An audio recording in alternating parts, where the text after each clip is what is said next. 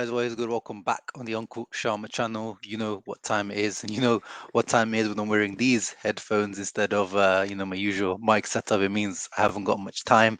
Work is keeping me busy, but we needed to get this preview in.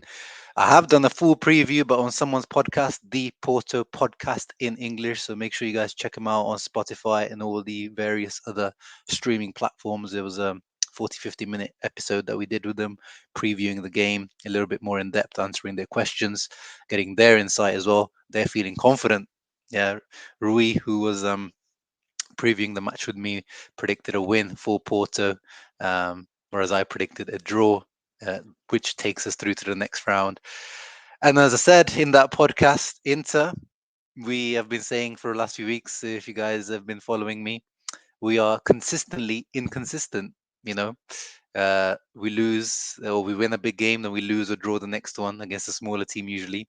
But in this inconsistency, the consistency is that after we lose, we usually win or have a good result. So I'm expecting, even though we're coming, obviously, guys, we're coming off that awful loss against Spezia. I know a lot of the fan base is feeling quite low at the moment, but come on, guys, it's the Champions League. This is our biggest European game since the Europa League final. And in the Champions League, it's our biggest game, in over a decade. We've been out of these types of games for a long, long time. So I am excited. The nervousness, the trepidation is building. It's not going to be an easy game. The Dragao, Estadio do Dragao, is going to be a cauldron. It's going to be boiling hot. They're going to make it difficult. And we suck away. We suck so bad away. As I was saying in my last stream, we have some form of disease away. I don't know what to call it, but these guys clearly suffer away from home.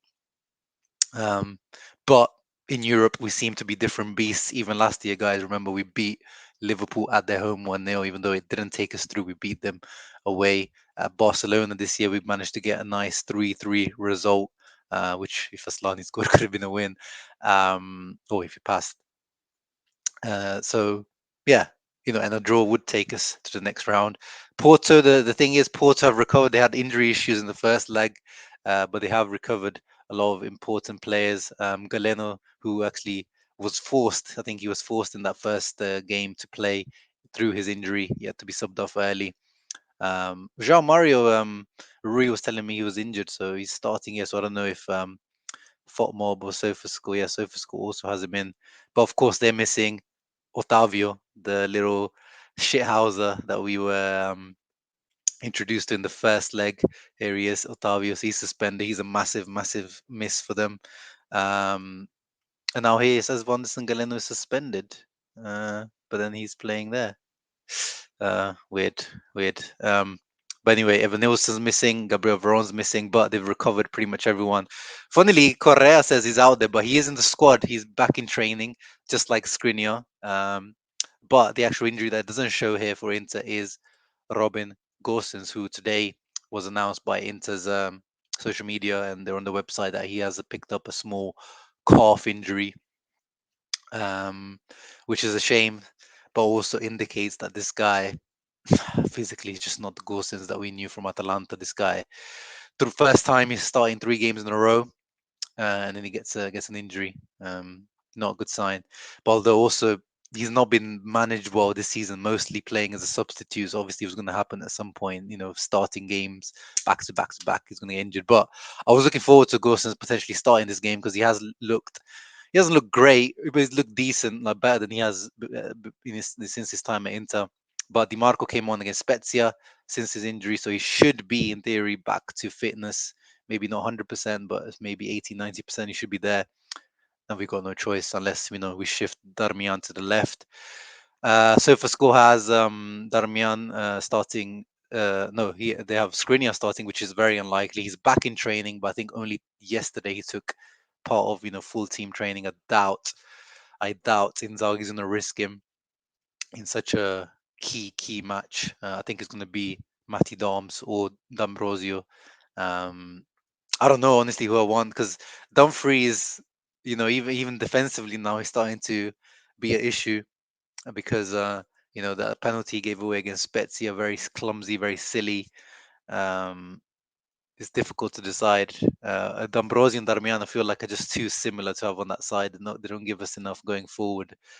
Um, so I would continue with. I would give Dumfries the chance and play Darmian. I would be much more safer and happier with Darmian at the back rather than D'Ambrosio, just because he still has a bit more pace. Darmian, he's reliable in open space. Um, Tackling as well. I'd be more happy with Darmian in open space. We remember that tackle that he did in the first leg that went viral. Acerbi obviously has to start over De Vrij, and then obviously Bastoni, no doubts. Midfield, both. Let's see what Eurosport actually is saying. Eurosport is saying, yeah, Barella, Çalhanoğlu, Mkhitaryan. So is SofaScore. So is FotMob. So I guess it will be. Let's see quickly if Sport Media Set have any predict the lineups because they can also wait. They had it there. Champions League, Porto, Inter.